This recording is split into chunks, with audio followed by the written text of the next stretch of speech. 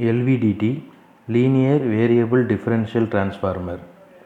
It is an electromechanical sensor used to convert mechanical motion or vibrations into electrical signals.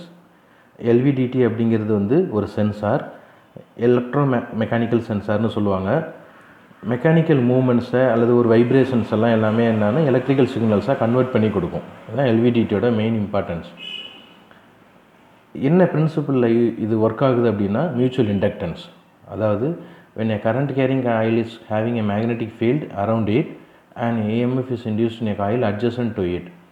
ஒரு current carrying காயிலில் வந்து magnetic ஃபீல்டில் இருக்கும்போது ஒரு இன்டியூஸ்ட் இஎம்எஃப்பை உருவாக்கும். இதுதான் வந்து மியூச்சுவல் இண்டக்டன்ஸ்னு பேர். இந்த பிரின்சிபலில் தான் எல்விடிடி ஒர்க் ஆகுது.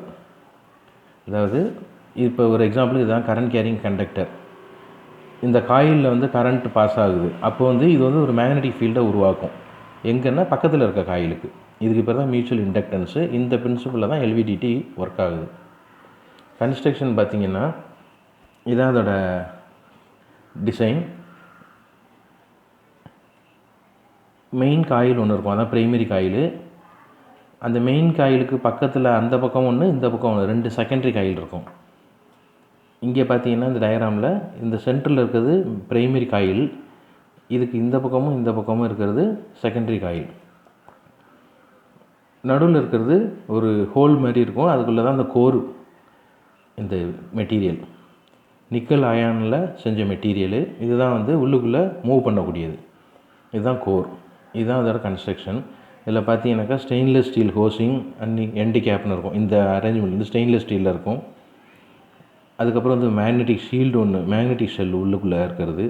அதுக்கப்புறம் வந்து இந்த கோர் மெட்டீரியல். கோர் மெட்டீரியல் வந்து ஹை பெர்மியபிலிட்டி, அதிகமான பெர்மியபிலிட்டி உள்ள நிக்கல் அயான் மெட்டீரியலில் செஞ்சது. இது த்ரெட்டட் ஹோல்னு போட்டிருப்பாங்க. த்ரெட்டட் ஹோல் இது வழியாக வந்து ஆம் வழியாக உள்ள இல்லை இதை வந்து இன்சர்ட் பண்ணலாம், வெளியில் ரிமூவ் பண்ணலாம், அந்த மாதிரி கான்செப்ட். இந்த transformer consist of a primary winding P, இதுதான் primary winding, and 2 secondary windings S1 S2 and cylindrical ஃபார்மர்னா இந்த ஹாலோ இன் நேச்சர், உள்ளுக்குள்ள வந்து கூடு மாதிரி இருக்கும். இதுதான் வந்து சிலிண்ட்ரிக்கல் ஃபார்மர்னு சொல்கிறது. Both the secondary windings have an equal number of turns. இந்த செகண்டரி காயில் S1ம் S2வும் ஈக்குவல் நம்பர் ஆஃப் வைண்டிங்ஸ் இருக்கும். And we place them on either side of the primary winding. Primary வைண்டிங்க்கு 2 பக்கமும் செகண்டரி காயில் வச்சிடும். The primary winding is connected to an AC source which produces a flux and voltage are induced in the secondary windings. இந்த primary வந்து வோல்டேஜோட connect பண்ணிடும், AC சோர்ஸோட connect பண்ணியிருக்கோம். A movable soft iron core is placed inside the primary winding. இதுதான் அது. A movable soft iron core is placed inside the primary winding. The displacement to be measured is connected to the iron core. எதோட டிஸ்பிளேஸ்மெண்ட்டை நம்ம measure பண்ண போகிறோமோ அதை வந்து இந்த iron கோரோட join பண்ணியிருப்பாங்க. The LVDT is placed inside a stainless steel housing because it will provide electrostatic and electromagnetic shielding. இந்த shielding வேணுங்கிறதுனால தான் இதை ஸ்டெயின்லெஸ் ஸ்டீல் கண்டெய்னரில் வச்சுருக்காங்க. Both the secondary windings are connected in such a way that the resulted output is the difference between the voltages of 2 windings.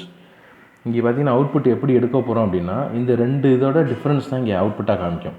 அதனால தான் இதுக்கு பேர் differential டிரான்ஸ்ஃபார்மர்னு பேர். இந்த 2ஓட டிஃப்ரென்ஸ் தான் இங்கே அவுட்புட்டில் வரும். அதனால தான் அது டிஃப்ரென்ஷியல் டிரான்ஸ்ஃபார்மர். இப்போ ஒர்க்கிங் பார்ப்போம். ஒர்க்கிங் ஆஃப் எல்விடிடியில் first when AC source is activated, AC passes through the coil. AC current இங்கே ஆன் பண்ணுறோம். ஸோ ப்ரைமரியில் கரண்ட்டு போகுது. A varying magnetic field is produced. அந்த காயிலை சுற்றி ஒரு மேக்னெட்டிக் ஃபீல்டு உருவாகும். This varying magnetic field interacts with the secondary coil 1 and 2 and EMF is induced in these 2 coils. இந்த ப்ரைமரியில் current allow பண்ணுறதுனால ஒரு மேக்னெட்டிக் ஃபீல்டு உருவாகும். அந்த மேக்னெட்டிக் ஃபீல்டு வந்து இந்த காயில் 2லேயுமே இன்டியூஸ்ட் இஎம்எஃப்பை உருவாக்கும். இதுதான் செகண்டரி காயில்ஸ் S1 S2.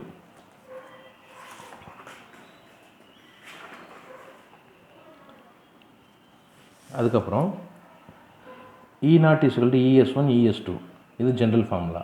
அப்போ E0 அப்படிங்கன்னா நெட் இன்டியூஸ்ட் இஎம்எஃப், டோட்டலாக எவ்வளோ இன்டியூஸ்ட் ஆகிருக்கு இஎம்எஃப். ES1 அப்படிங்கிறது EMF induced at the secondary coil S1ல் உருவாகின இஎம்எஃப் தான் ES1. S2வில் உருவாகிற இஎம்எஃப் வந்து ES2. இதில் 3 கேஸில் இந்த ஒர்க்கிங் நடக்கும். ஃபஸ்ட்டு கேஸில் வந்து இந்த core is at null position, சென்டராக கொண்டு அந்த கோரை வச்சுட்டோம் அப்படின்னா இந்த flux linking with both the secondary windings is equal. அப்போ 2 செகண்டரி வைண்டிங்லேயும் ஃப்ளக்ஸ் லிங்கேஜ் வந்து ஈக்குவலாக இருக்கும். So the induced EMF is equal in both the windings. ES1 minus ES2 பார்த்தீங்கன்னா 0ன்னு ஆயிரும். It shows no displacement took place, எந்த மூமெண்ட்டும் இல்லைங்கிறத காமிக்கிறது. இதுவே கேஸ் 2வில் பார்த்தீங்கன்னா அந்த கோர் வந்து லெஃப்ட் சைடு கொஞ்சம் நகர்த்துறோம். அப்போ நகர்த்தும் போது என்ன ஆகும் அப்படின்னா ஃப்ளக்ஸ் லிங்கேஜ் வந்து S1ல் வந்து அதிகமாக இருக்கும் when compared to S2. அப்போ ES1 வந்து அதிகமாகும், ES2 இதோட இது கம்மியாயிரும். ஸோ ES1 மைனஸ் ES2 பார்த்தீங்கன்னா பாசிட்டிவாக வேல்யூ கிடைக்கும். இதே கேஸ் 3ல் அந்த கோரை வந்து ரைட் சைடு மூவ் பண்ணிடுறோம். சென்டர்லேருந்து நல்லா நகர்த்தி ரைட் சைடு மூவ் பண்ணிட்டோம் அப்படின்னா S2வில் வந்து ஃப்ளக்ஸ் லிங்கேஜ் வந்து ஜாஸ்தி இருக்கும், S1ல் கம்மியாக இருக்கும். ஸோ ES1 மைனஸ் E2 பார்த்தீங்க அப்படின்னா நெகட்டிவ் ஆகிடும் value. By measuring the change in EMF, we can calculate the distance by which the core is moved. இந்த EMF கால்குலேட் பண்ணுறது மூலமாக இந்த டிஸ்டன்ஸை மெஷர் பண்ணலாம். இந்த டிஸ்டன்ஸ் எதுனா எவ்வளோ தூரம் கோர் மூவ் ஆகிருக்குங்கிறத நம்ம கண்டுபிடிக்க போகிறோம். இதுதான் இதோட main advantage. Advantages of LVDT என்னன்னு பார்த்தீங்கன்னா ஹை ரேஞ்சு. இந்த டிஸ்பிளேஸ்மெண்ட் ரேஞ்ச் வந்து 0.25 mmலேருந்து 250 mm இருக்கும். ஆக்சுவலாக இது எதுக்காக யூஸ் பண்ணுறோம் இந்த சென்சார் அப்படிங்கிறது டிஸ்பிளேஸ்மெண்ட் கண்டுபிடிக்க, ஒரு பொருள் எவ்வளோ தூரத்தில் மூவ் ஆகிருக்குங்கிறத கண்டுபிடிக்கிறதுக்கு இந்த டிரான்ஸ்டியூசர் யூஸ் ஆகுது. High input and high sensitivity, இன்புட்டும் அதிகமாக கொடுக்கலாம், சென்சிட்டிவிட்டி நல்லாயிருக்கும். நோ ஃப்ரிக்ஷனல் லாஸ், அந்த கோரை வந்து ஈஸியாக உள்ளே மூவ் பண்ணி எடுக்கிறதுனால ஃப்ரிக்ஷனல் லாஸ் இருக்காது. லோ ஹிஸ்டரிசிஸ், அதனால் வந்து ரிப்பீட்டபிலிட்டி எக்ஸலண்ட்டாக இருக்கும், திரும்ப திரும்ப எக்ஸ்பெரிமெண்ட் செஞ்சாலும் ரீடிங் நமக்கு அக்யூரேட்டாக கிடைக்கும். லோ பவர் கன்சம்ஷன், 1 வாட்டோட கம்மியான பவர் கொடுத்தாவே இந்த டிவைஸ் ஒர்க் ஆகும். Direct conversion to electrical signals, டைரெக்டாகவே நமக்கு அவுட்புட் சிக்னல்ஸ் கிடச்சிரும்.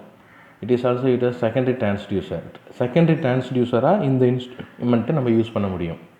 டிஸ்அட்வான்டேஜஸ்னு பார்த்தீங்கன்னா லார்ஜ் டிஸ்பிளேஸ்மெண்ட் இஸ் ரிக்வயர்ட். இந்த சென்டரில் இருக்க கோரை வந்து ரொம்ப தூரம் மூவ் பண்ணால் தான் நமக்கு அவுட்புட் கிடைக்கிது. Very sensitive to the stray magnetic field, அந்த பிரைமரி காயில் சுற்றி இருக்கிற மேக்னெட்டிக் ஃபீல்டு மூலமாக மியூச்சுவல் இண்டக்டன்ஸ் ஏற்படுது. டோட்டல் செட்டப்பும் வந்து வெளியில் இருக்கக்கூடிய இன்ஸ்ட்ருமெண்ட்டில் ஏதாவது மேக்னெட்டிக் ஃபீல்டு இருந்துச்சுன்னா அஃபெக்ட் ஆகும். அதனால தான் அது ஸ்ட்ரே மேக்னெட்டிக் ஃபீல்டுன்னு சொல்கிறோம். The performance of the transducer is affected by the vibrations. அதிகமான வைப்ரேஷன்ஸ் இருந்தால் அந்த பெர்ஃபார்மன்ஸ் கொஞ்சம் அஃபெக்ட் ஆகுது. அதே மாதிரி டெம்பரேச்சரும் அந்த பெர்ஃபார்மன்ஸை பாதிக்கும். இது வந்து அதோட டிஸ்அட்வான்டேஜஸ். அப்ளிகேஷன்ஸ், இது எங்கே யூஸ் பண்ணுறோம், LVDT எங்கெங்கெல்லாம் யூஸ் பண்ணுறோம் அப்படின்னா it is use to control the jet engines in aircraft. Aircraft பறக்கும்போது அந்த ஜெட் இன்ஜினோட கண்ட்ரோல் பண்ண இது யூஸ் ஆகுது. It is used for the measurement of thickness, weightness of the steel. ஒரு மெட்டலோட திக்னஸ் கண்டுபிடிக்கலாம், வெயிட் கண்டுபிடிக்கலாம், எல்லாமே யூஸ் பண்ணிக்கலாம். It is a passive transducer which measures displacement. இதுதான் ரொம்ப முக்கியமானது. இப்போ டிஸ்பிளேஸ்மெண்ட் மெஷர் பண்ண தான் பெரும்பாலான இடங்களில் இது யூஸ் ஆகுது. It is commonly use to measure force, weight, pressure and acceleration. இது மாதிரி ஃபிசிக்கல் குவான்டிட்டிஸையும் மெஷர் பண்ணுறதுக்கும் இது யூஸ் ஆகுது.